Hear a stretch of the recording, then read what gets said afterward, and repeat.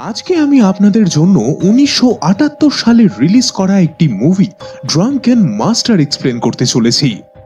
গল্পের শুরুতে আমরা জিংকে দেখতে পারি এবং তার বাবা বিশাল বড় একজন কুংফু মাস্টার, আর জিং তার আন্ডারে ট্রেনিং নিত। এরপরেই একদিন সে তার অ্যাসিস্ট্যান্টকে জানায় যে সে কিছু দিনের জন্য বাইরে যাচ্ছে, সেই কারণে সে যেন এই স্টুডেন্টদের খেয়াল রাখে। সেখানে ওই অ্যাসিস্ট্যান্টটাকে জিং একেবারেই পছন্দ করত না, এবং শুধুমাত্র জিং নয়, সেখানকার একটা স্টুডেন্টও তাকে পছন্দ করত না। সেই কারণে জিং এর বাবা যখন বাইরে চলে যায় তখন জিং তাকে ভীষণ মজা দেখায়। সেই অ্যাসিস্ট্যান্টটা জিং এর সঙ্গে ফাইটও করবে বলে এবং সেই ফাইটে সে হেরে যায়, আর এইটা দেখে সমস্ত স্টুডেন্টরা সেখানে ভীষণ আনন্দ পায়। এর পরের সিনেই আমরা দেখি যে জিং তার বন্ধুদের নিয়ে একটা জায়গায় খেতে গেছে এবং সেখানেই সে একটা সুন্দরী মেয়েকে দেখতে পায়। সেখানে জিং ওই মেয়েটাকে ডিস্টার্ব করার জন্য একটা সাপ বালতি থেকে তুলে নেয় এবং তারপরেই সে তার পায়ের সামনে ওটাকে ছেড়ে দেয়। এবং তারপরেই সেই মেয়েটার কাছে গিয়ে জিং বলে যে আমার চোখে ধুলো চলে গেছে, তুমি কি একটু ফু মেরে সেটা বের করে দেবে। এবং এরপরে সেই মেয়েটা যখন এটা করছিল তখনই সে তার পায়ের তলায় একটা সাপ দেখতে পায়, আর ভয়ের চোটে সে লাফিয়ে জিং এর কোলে উঠে পড়ে এবং জিং তো এটাই চাইছিল। কিন্তু সেখানে ওই মেয়েটির যে মা ছিল সেও একজন কুংফু মাস্টার, সেই কারণে সে এইসব দেখে বুঝে যায়, আর সে সেখানে জিং এর সঙ্গে লড়াই করবে বলে। কিন্তু জিং বলে যে আমি মহিলাদের গায়ে হাত তুলি না, আর এইটা বলেই সে সেখান থেকে পালিয়ে যায়। এরপরেই আমরা দেখি যে সেই বাজারে একটা ধনী ব্যক্তির ছেলে তার সাথীকে নিয়ে ঘুরতে বেরোয় এবং তখনই তার সামনে একটা গরিব লোক আসে, আর সে তাকে তার একটা দামি পাথর বিক্রি করার চেষ্টা করে। ওই পাথরটা অনেক প্রাচীন পাথর ছিল এবং সেখানে ওই ধনী ব্যক্তির ছেলেটা ওই গরিবের থেকে পাথরটা নিয়ে নেয়, কিন্তু সে তাকে কোনো টাকাই দিতে চায় না। এইটা দেখে সেই গরিব ব্যক্তিটি তাকে বলে যে আমি এই পাথরটা বিক্রি করতে চাই না, তুমি আমায় পাথরটা ফিরিয়ে দাও। কিন্তু তখনই সেই ছেলেটা ওই পাথরটা মাটিতে রেখে সেটাকে ভেঙে দেয় এবং এইটা দেখে ওই গরিব ব্যক্তিটি হতাশ হয়ে পড়ে। সেখানে আমরা দেখি যে জিংও এই সমস্ত কিছু দেখছিল, আর তাই সে সেখানে এসে ওই ধনী ব্যক্তির ছেলেটাকে ভীষণ মারধর করে এবং তার পকেট থেকে টাকা পয়সা বের করে ওই গরিব ব্যক্তিটির হাতে তুলে দেয়। এবং এতগুলো টাকা পয়সা পেয়ে সেই গরিব ব্যক্তিটাও ভীষণ খুশি হয়। এরপরেই আমরা দেখি যে জিং এর বাড়িতে তার বাবার সঙ্গে দেখা করতে সেই দুই মহিলাই আসে যাদেরকে বাজারে সকালবেলা জিং জ্বালাতন করছিল। সেখানে জিং এর বাবা তাকে নিয়ে অনেক গুণ গায় তাদের সামনে, কিন্তু তারা এখনো অব্দি জানতো না যে আসলে জিং কে। আর এরপরেই যখন জিং আসে তখনই তার বাবা তাকে বলে যে তোমার কাকিমা অনেক দিন পর তোমার সঙ্গে দেখা করতে এসেছে, এখানে এসে তাদের সঙ্গে দেখা করে যাও। আর এরপরে জিং যখন দেখে যে আসলে সেটা সেই মহিলাটি, সে তখন ভীষণ ভয় পেয়ে যায়। সেই মেয়েটার মা মানে সেই জিং এর কাকিমা জিংকে শাস্তি দেওয়ার জন্য তার বাবাকে বলে যে আজকে সকালে মার্কেটে আমাদের একটা ছেলে খুব জ্বালিয়েছে। এবং জিং এর বাবা যখনই তার নাম জিজ্ঞাসা করে তখন সে বলে যে সেটা আর কেউ না বরং আপনার ছেলে। এবং এই কথাটা শুনে তার বাবা ভীষণ রেগে যায়। সেখানে যখন জিং এর বাবা তার ছেলেকে শাসন করছিল তখনই সেই ধনী ব্যক্তিটির ছেলে তার বাবাকে নিয়ে চলে আসে এবং সে তখনই জিং এর বাবাকে জানায় যে আপনার ছেলে আমার ছেলেকে আজ সকালে ভীষণ মারধর করেছে, আর সেই কারণেই আমি আপনার ছেলেকে এখন মারতে এসেছি। কিন্তু তখনই সেই মেয়েটির মা তাদেরকে জানায় যে সে কিভাবে ওই গরিব ব্যক্তিটাকে জ্বালাতন করছিল এবং সেই কারণেই জিং তার ছেলেকে মেরেছে। কিন্তু তবুও সেই ধনী ব্যক্তিটি তাদের কোনো কথাই শোনে না এবং তাদের একটি লোক জিংকে মারতে আগে এগোয়। জিং সেখানে ডিফেন্স করে বেঁচে যায় এবং অবশেষে সে ওই লোকটির ওপরেও অ্যাটাক করে দেয় এবং সেখানে এসে তাদের সকলকেই হারিয়ে দেয়, আর অবশেষে তাদেরকে সেখান থেকে রেগে মেগে ফিরে যেতে হয়।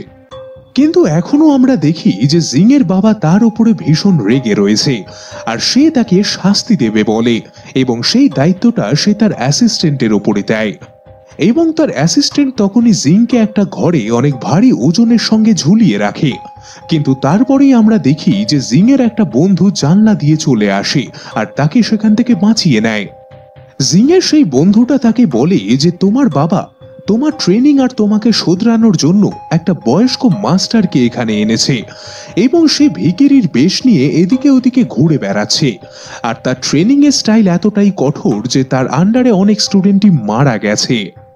এরপরেই আমরা দেখি যে জিং সেখান থেকে পালিয়ে একটা হোটেলে খাবার খেতে আসে, কারণ তার ভীষণ খিদে পেয়েছিল। কিন্তু তার পকেটে একটা কানা কড়িও ছিল না, তবুও সে অনেক খাবার অর্ডার করে ফেলে এবং সেই খাবারগুলো খাওয়ার পরে সে রিসেপশনে গিয়ে জানায় যে তার সামনে যেই লোকটা বসেছিল সেটা আমার বাবা এবং আমার খাবারের টাকা সেই দেবে। কিন্তু তখনই সেই রিসেপশনের ছেলেটি তাকে বলে যে ওইটা তোমার বাবা নয়, ওইটা আমার বাবা, আর সে এই হোটেলের মালিক। এবং তখনই তারা বুঝে যায় যে জিং এর কাছে কোনো টাকা পয়সাই নেই, সেই কারণে তাকে তারা ধরে ভীষণ মারধর করতে শুরু করে। তখনই সেখানে আমরা একজন বয়স্ক লোককে দেখতে পারি, আর সে এসে জিং এর প্রাণ বাঁচিয়ে তাকে বাইরে নিয়ে আসে। জিং সেখানে রেগে মেগে ওই বয়স্ক লোকটাকে বলে যে তুমি আমার প্রাণ বাঁচাতে গেলে কেন?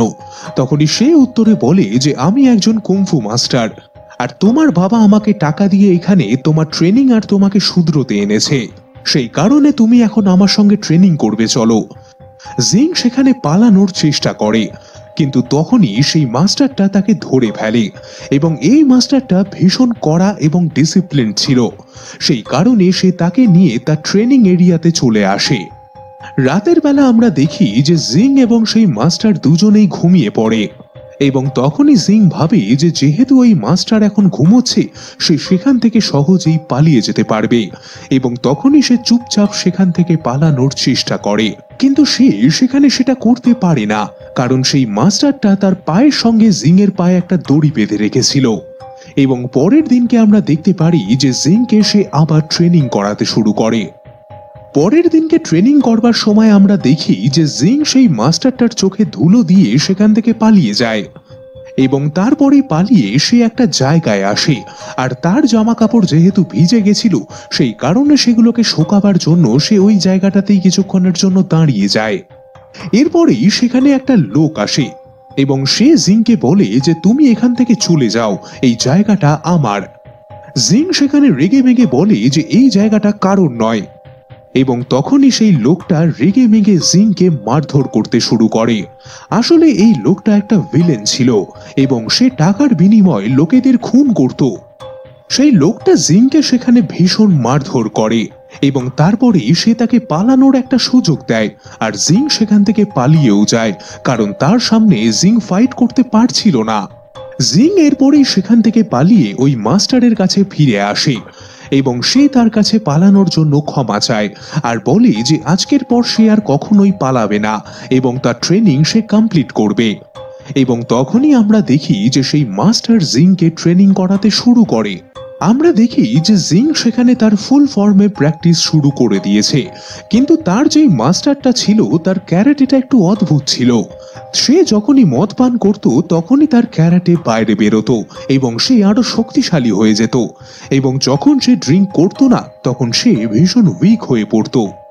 কিন্তু একবার যদি সে নেশা করে ফেলে তাহলে সে তার সামনের যে কোনো অপোনেন্টকে মুহূর্তের মধ্যে হারিয়ে ফেলতে পারে। এবং ঠিক এই টেকনিকটাই সে জিংকেও শেখায় যে কিভাবে নেশা করে ক্যারাটেকে ইউজ করা যেতে পারে। অন্যদিকে আমরা দেখি যে জিং এর বাড়িতে সেই ধনী ব্যক্তিটি আসে এবং সে জিং এর বাবাকে জানায় যে সে এই এলাকার সমস্ত জমি কিনতে চায়, কিন্তু আসলে সে ওই গরিবদের জমিগুলোকে লুটে নিতে চাইছিল। সেখানে জিং এর বাবা এতে আপত্তি জানায় আর তাকে সেখান থেকে বের করে দেয়। এরপরেই আমরা দেখি যে জিংকে তার মাস্টার একটা চিঠি লিখে দিয়ে যায় এবং সে জানায় যে সে তাকে সমস্ত টেকনিক শিখিয়ে দিয়েছে আর এখন সে এখান থেকে চলে যাচ্ছে। কিন্তু এই চিঠিটা পেয়ে জিং এর খুব খারাপ লাগে আর সে তার মাস্টারকে খুঁজতে বেরিয়ে পড়ে। এরপরেই আমরা দেখি যে জিং এর বাবাকে একটা লোক ঠকিয়ে সেই লোকটার কাছে নিয়ে আসে যে টাকার বিনিময়ে খুন করে, এবং তাকে সেই ধনী ব্যক্তিটি জিং এর বাবাকে মারার জন্য টাকা দিয়েছিল। জিং এর বাবাও একজন ক্যারাটে মাস্টার ছিল, কিন্তু তার শক্তির সামনে সে টিকতে পারে না এবং তখনই সেখানে জিং চলে আসে আর সে তার বাবাকে বলে যে এই লোকটার সঙ্গে তো আমি লড়াই করব। এরপরেই সেখানে জিং এর মাস্টারও চলে আসে আর সে জিংকে বলে যে তোমাকে আমি যেই স্কিলগুলো শিখিয়েছি তুমি সেইগুলোরই ব্যবহার করো, দেখবে তুমি জিতে যাবে। এরপরেই আমরা দেখি যে জিং সেখানে মদ পান করে তার মাস্টারের শেখানো সেই টেকনিকগুলো ফাইটে ব্যবহার করে এবং তার অপোনেন্ট সেখানে তার সামনে টিকতেই পারে না, এবং এইভাবেই জিং তার পুরনো বদলাও সেই লোকটাকে হারিয়ে নিয়ে নেয়। কিন্তু সেখানেই আমরা দেখি যে জিং ফাইট করে সেই লোকটাকে সেখানেই মেরে ফেলে, কারণ এই লোকটা অনেক সাধারণ মানুষের প্রাণ নিয়েছে। আর এখন যেহেতু জিং শুধরে গেছে, সেই কারণে তার বাবা তাকে নিয়ে ভীষণ খুশি হয় আর তাকে সে বাড়ি ফিরিয়ে নিয়ে আসে। এবং এর সাথেই এই অসাধারণ মুভিটিও এখানেই শেষ হয়ে যায়।